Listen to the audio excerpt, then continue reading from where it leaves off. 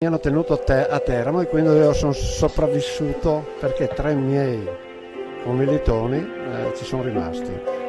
Sono venuti sul 4 e sono rimasti qua. Io ero a Ponteva, ero venuto 10 mesi prima a titolo sportivo, però dopo ci hanno trasferito, però nel frattempo, quando è stato il terremoto sulla palazzina che è crollata, tra l'altro, sono venuto giù dopo un mese e ho trovato un commilitone che era lì in caserma. Ho detto, ma cosa è successo? Fa, come? E lui mi fa, io mi sono salvato perché conoscevo il terremoto, lui è sceso 2 piani, è arrivato fuori la scalinata, si è girata e la palazzina non c'era più.